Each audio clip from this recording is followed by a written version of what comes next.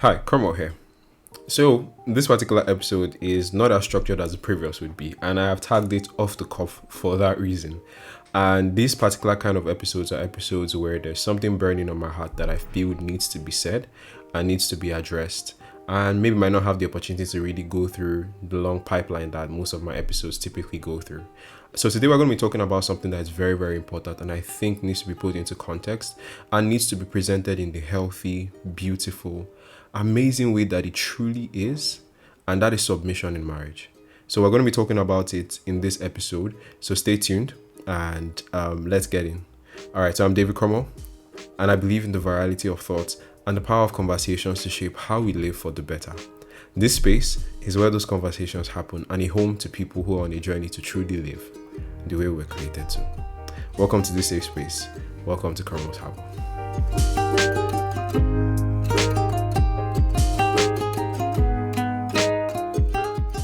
Okay, so hi, welcome. I still like my music. Well, let's get into the heart of why we're here. So I hope you're good and this makes you fine. All right. So submission in marriage. So what's the context of this episode? All right. So I recently watched a video on the internet, Instagram. I'm coming back from work and I'm trying to vent in a sense, and I don't know how to explain it, but like Instagram shorts are kind of like my entertainment that I used to decompress after a long day on my way back from work. So I was going through, and then I came across a video that genuinely left me overwhelmed. I don't think I've seen a video that I just felt like violated after watching it. Like I felt deeply pained, and I'm not really joking. Like I just felt this deep sense of pain after watching the video, and I don't even know the words that I could use to describe. And the truth is, if I should explain it, you'd probably be like, "Oh, it's not that deep." But I guess for me, I was just really, really concerned about something. And before I even share like the thoughts behind it, one thing that I found very painful about watching the video, because typically, like, your feed is very curated to your influences, right? So because I am someone who I watch a lot of maybe football stuff, I watch a lot of comedy things, or I watch a lot of Christian stuff, or maybe romantic content. So I tend to see things like this. But I stumbled across, something that's a Christian content, like something that was classified as Christian content, and um, and then started to watch it. Because like when you're watching something that's from a Christian channel or by Christian influencers, there's a way your guard is down, because it's like, we're talking to this is someone that kind of understands the way I see the world a little bit. So I'm kind of opening up myself to hear what these insights that these people has to say. But it was like I was baited into watching it, and as I did, I probably came across one of the most ungodly ideologies. Like, when you bait a baby with ice cream, and then you then now put bitter leaf inside the child's mouth, when you're trying to train them to maybe eat other kinds of food and etc. Right? And that was how it was. I genuinely felt stung. And so what was the video about? So the video goes into detail, and one thing I'm not going to do is to give enough context, because I'm not here to attack people, but rather to balance out ideologies. So I'm not going to be giving enough context for you to be able to trace and go and start, whatever, etc. I'm not here about that. It's more of just the ideology behind it. But so this was what it was really about. And I was talking about submission, right? And apparently how men have this unhealthy expectation from their partners to respect them. And how the problem really is discipleship. And that discipleship doesn't prepare men to expect that their wives will disrespect them. And then, women on the podcast also chorused and, kind of, supported the notion.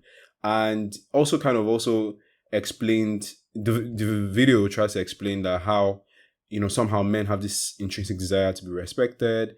And it was kind of presented in this light as though it was like an evil thing, right? And the solution or the landing point of the video was that men need to be discipled to expect their wives to disrespect them in the name of this. That she's imperfect, and if she came out as perfect, then how would you learn how to love truly unconditionally? And supposedly the imperfection of your partner is what sanctifies you, or would I say is what makes you more, makes you more Christ-like. So the more you come around on Christ-like behavior, or the more you come around behavior that is unbecoming, the more you becoming. The more you become, the become. I don't even know that's the right use of words, but you get the point. Like, if this person was perfect, you would never know how to love unconditionally, right? So the imperfections of people, in a sense, kind of present this opportunity for us to actually be perfected in love. I think I did a good job at narrating from a high level. And to be honest, I think rarely do you ever come across ideologies that are entirely wrong. But because of sometimes maybe the presentation, and also because of sometimes also like the inability to add like probably necessary context, because it's very possible that if you listen to the entire thing, you could possibly see that maybe balance was added in the context of it. But the problem is that with the kind of world that we live in, where we live in shorts, I feel the need for us to be able to create opportunities to be able to, would I say, treasure a bit more long form content that gives the opportunity to be able to present an ideology, present it in a way that is balanced, gives the context at which it applies and context that it doesn't. And since that did not exist, I would just assume, off of the response of just that short that I saw, I would try to present it, especially just because of the fact that this particular topic is one that is replete around culture. Just how villainized the idea of submission is. And is this going to say that being this is going to say that there has not been a lot of heinous things that have happened and terrible things that have happened in the name of pseudo submission, which people have converted and changed and turned into, I don't even know what we call it, terrorism, dictatorship. I don't even know what we would even call it, like just a hybrid of ISIS plus like Gaddafi. I don't even know how to like I don't know how to describe. So heinous things have been done. But one thing that I've seen about the way the world works is that either extreme is not good for culture. It's not even good for us. So when we push ourselves to go to another extreme in trying to cure an extreme, we are just worse off in another direction. And really what we need to achieve and what we need to use to solve problems isn't extremes, it's balance. It's painting the beautiful picture that certain things were meant to be before someone came and abused it. Abuse does not undo another abuse, right? We just have to be able to find that balance. And so after listening to the entire video, my response was genuinely like, "Show you the why me?" Like, what the living super yogo did I just watch? As how? And these were the things that I have problem with. And I'm only just using that as a reference point to address something that I feel like I have heard and seen and come across different other templates. And this is it, right? One of my biggest fears is, one of the first things I'll try to do here is, let's reverse the logic a bit, right? One of my biggest fears about this expansionist era that we currently are in the church, and where everyone is trying to evangelize the world, everybody's trying to push, everybody's trying to make things happen, everybody's trying to reach the world, spend the billions, transform the nations. I might be singing a song that everybody knows and likes. I like the song too. Yeah, because we've decided. Anywho, so like we might have in this era where everyone is trying to expand, go brother, go deeper, go further, reach the untold, amazing, and to have, would I say, better influence on the world for good, really. And I think it's a beautiful desire that is running through my veins as well, and it's the reason why this podcast exists, right? My concern is that when you have, because we are not united as to what the vision of what a transformed world looks like, we're all trying to influence the world with our own visions. And so it's like many artists trying to paint on the same canvas. And more times than not, that would lead to a hot mess than a masterpiece. Right? And I really do see this need for us to kind of come together, to have conversations, and to really, would I say, get answers within ourselves before we try to have conversations out in the world. Because some things that we say sometimes are a bit harmful. So let's reverse the logic a bit, right? So let's just say, because the premise of it is that imperfections of other people make you perfect. right? Or the imperfection of this particular of your partner not, in quotes, submitting to you is what's meant to train you on how to love unconditionally. What other thing again I think was hinted across in the video, and this desire that you have, you need to train yourself to be. Open up yourself to just know that this person might not be perfect, and this person's imperfection is training you. Now, this is the thing that I find to be a bit harmful about this. I think it's built on the premise, first of all, that women struggle with submission. And I think that's wrong, because even when I look through the comments, everybody was saying the same thing, that I think men don't understand that women, are ECC. I think what people don't put into context is that some women struggle with submission, and I think every woman will struggle with submitting to the wrong person. They would not be human if they didn't do so.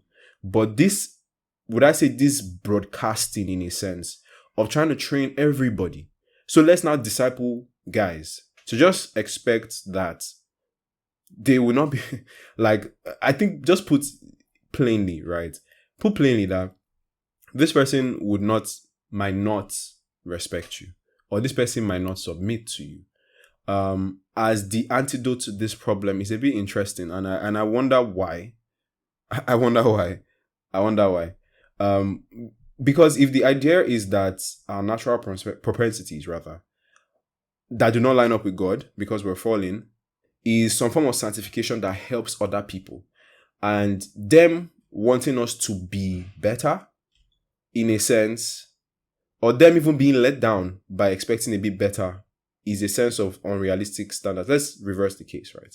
So a lot of things that we see in culture are, maybe to a large extent, you see somebody come across to say like, oh, a man is, in certain corners of culture, they talk about how a man is naturally promiscuous. I don't even know who came up with these ideologies, but they do. And you'll be surprised how prevalent it is that a man is naturally polygamous, is a visual creature and can't stay in one place. Don't expect them to be faithful to you. So if a young man held on to that frame of mind and said, you know what, like, this is who I am. I struggle with promiscuity. I struggle with lack of faithfulness. And then, he says that, okay, you know what, this is in my nature to cheat. Can we consider that mentality as a form of sanctification to his female partner that would help her learn how to love unconditionally? Because when he goes around sleeping around being unfaithful, is that a way of helping her prepare and strengthen her in her ability to love unconditionally? And do we need to also disciple women to be able to learn how to accommodate unfaithful men?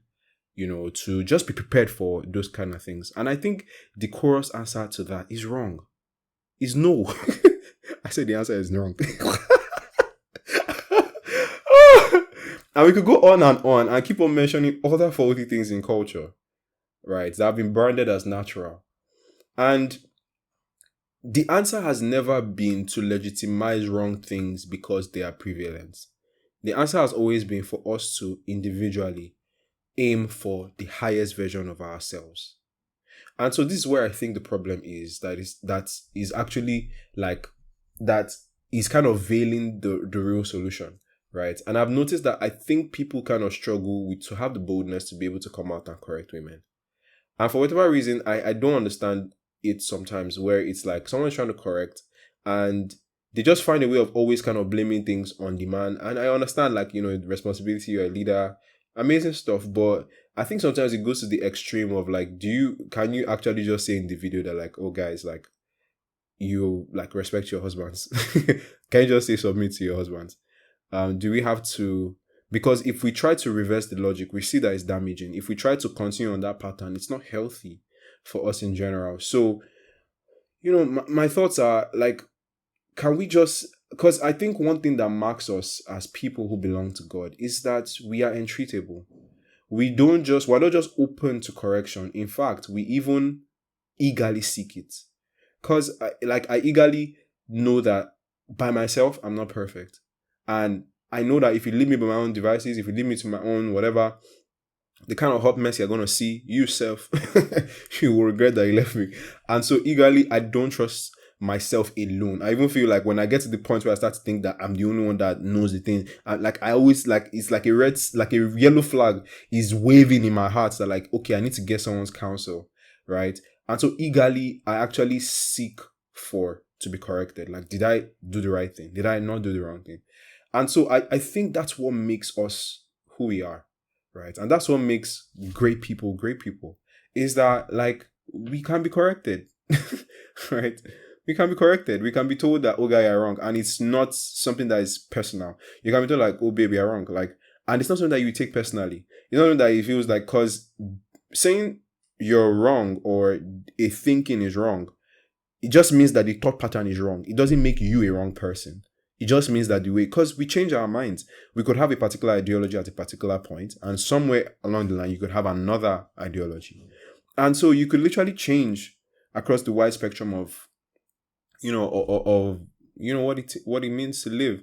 And so if our thoughts change, if our frame of mind changes, right?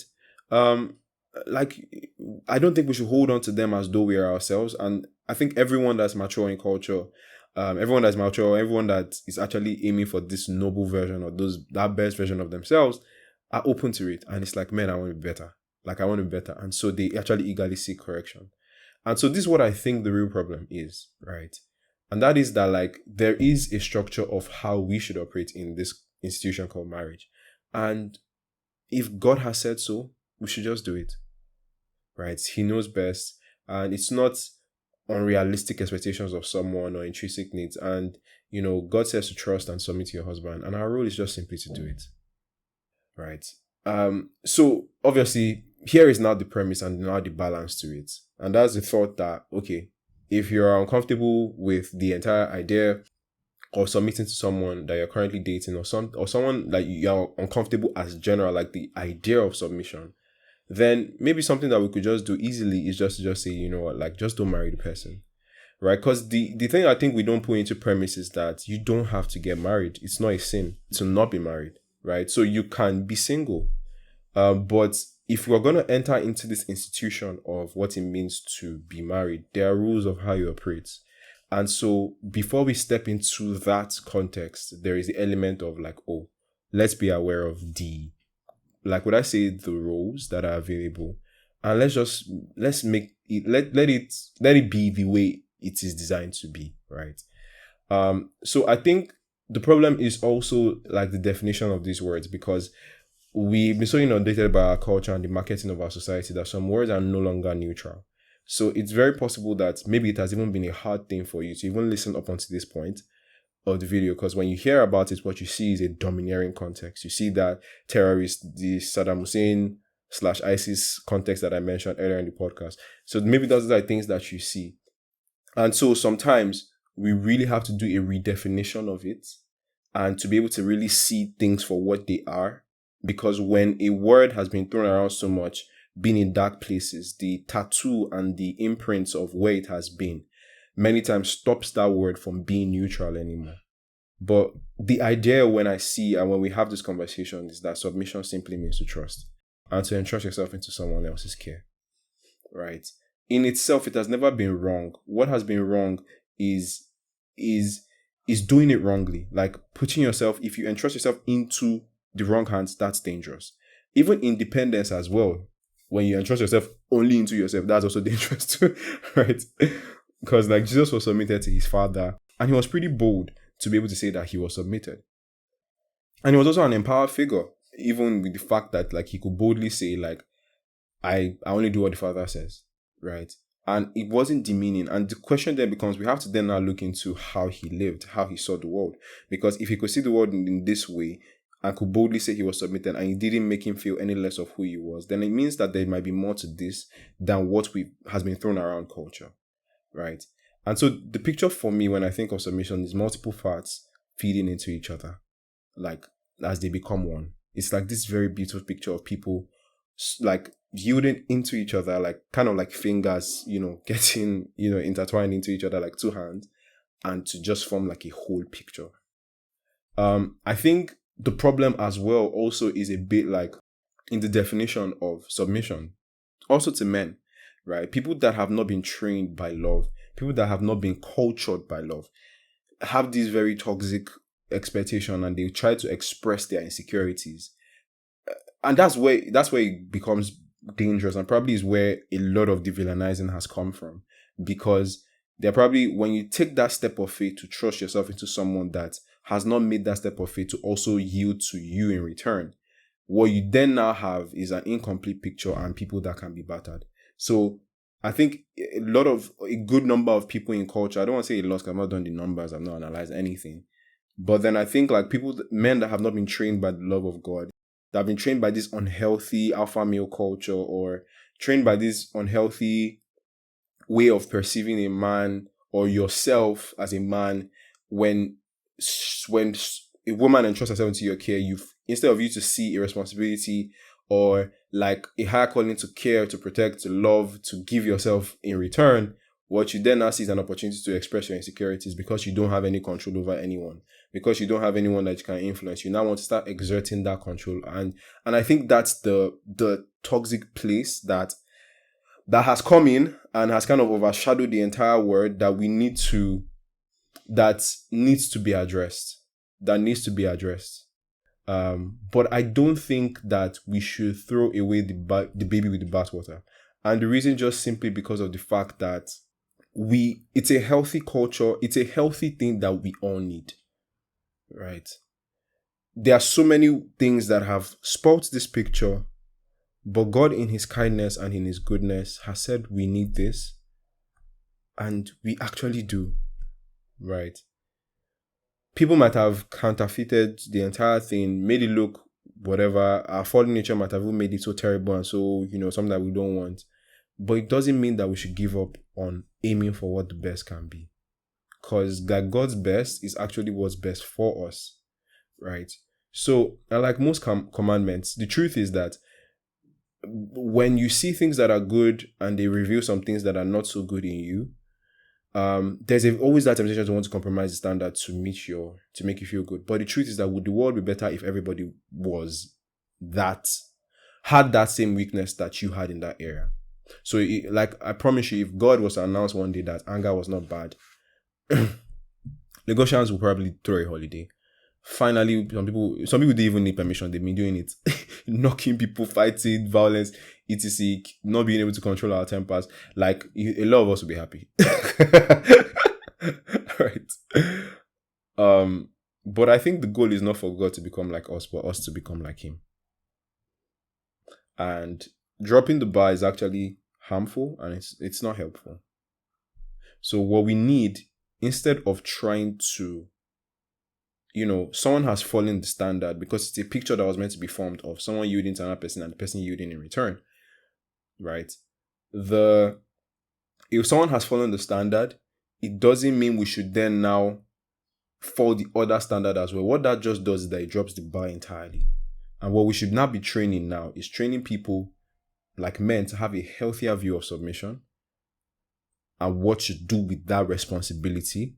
And we should be training women to have the boldness to do so, to have that strength to, and the faith really, because it takes a lot of faith, honestly, because, man, I'm submitted to God and it takes a lot of faith too, right? And God is good, right? So, it takes a lot of faith to be able to do that. And I think that's what we should be doing. Instead of trying to follow the standard, let's raise both sides back up. And so, one thing that I feel like we should never forget, that should always be on the back burner, or at the front burner really, of everything, is the fact that freedom makes good things get better, and it makes bad things get worse. It's an amplifier, simply. So I'll use the Lazarus analogy that I heard one time, and it's such a beautiful analogy. And that is that when you roll away the stone, like when Jesus was trying to raise Lazarus from the dead, if you rolled away the stone and the man was dead, what it would release is a very terrible stench of death. But if you rolled away the stone and the man was raised from the dead, what you would see is a beautiful miracle. The problem was never rolling away the stone. Rolling away the stone just exposed what was inside. And so when we give people that, when you as a woman, I think that's something that is not said as much in culture, right? And that is the fact that as a good man that God is working, I can actually categorically say that I will be with people that have said they struggle with this particular area and they've been growing in that area. And I've been with someone that maybe did not struggle with as much. And I can say that the person I'm currently with has gotten the very best version of me that has ever existed on the planet. Even, and will continue to get the best version of me. Because there's just something about trust that makes a good person get better. And contrary to what you think, submission actually makes good boys become great men. Like, when you have that strength to be able to, because it takes strength, because it doesn't mean the person will never let you down. No, at all. Right? It doesn't even mean that the person will be perfect. It doesn't even mean that it always feel like this person knows what they are doing.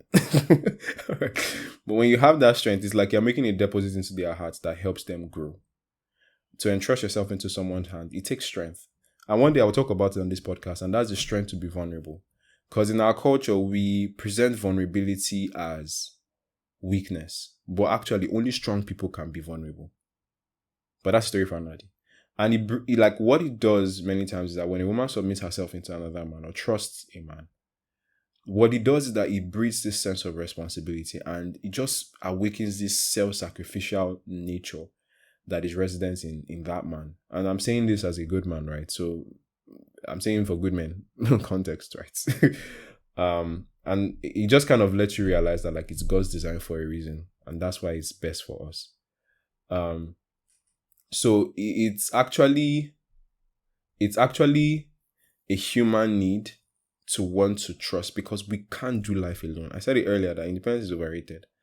And so all throughout life, we're entirely trusting ourselves into other people. We're trusting ourselves, like as a man, I'm trusting myself to my colleagues at work. I'm doing so, my security guard, I'm trusting I can't protect myself. So like, bro, better make sure you're looking at the gate. All throughout of life is this beautiful picture of like, there's a limit to what we can do for ourselves, and for us to come together, and for this beautiful phrase that I think I heard from Steve Jobs. Where I don't know if I'm going to botch it, but help me, Lord. Where the sum of the parts is better than the total. I'm trying to remember what it is. Where instead of us to be better as individuals, so imagine if 1 + 1 gives you 2. But if you put 1 and 1 together to form a unit, we get 3, or you get 4, or we get 5.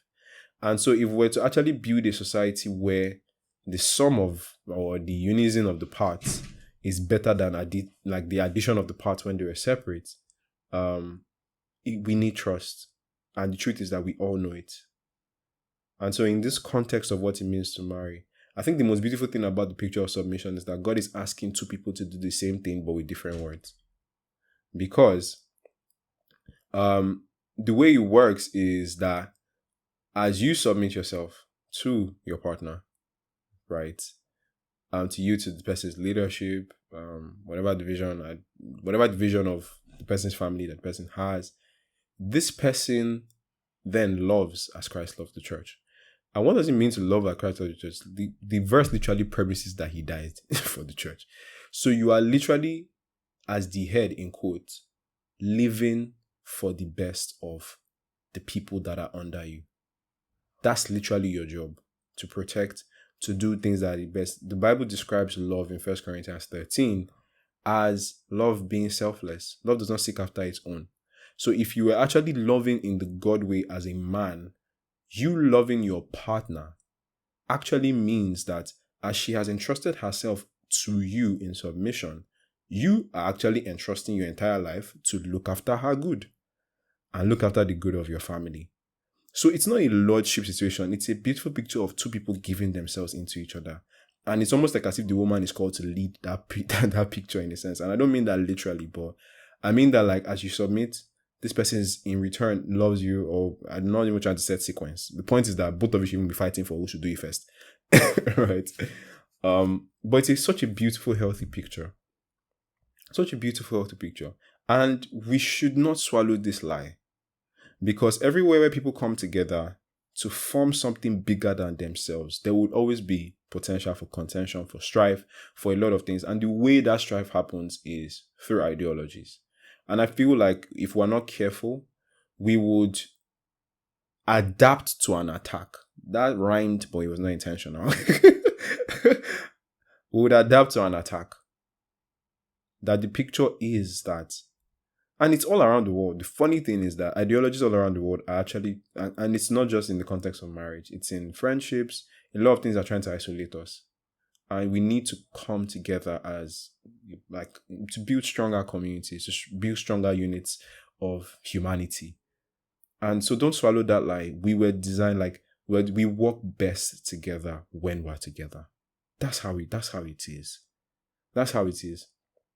And so there has been terrible damage done in culture, terrible relationships, terrible people that have done all these things. But let that not be the reason why you get afraid of this thing. You condition yourself and it starts to become a self-fulfilling prophecy for you.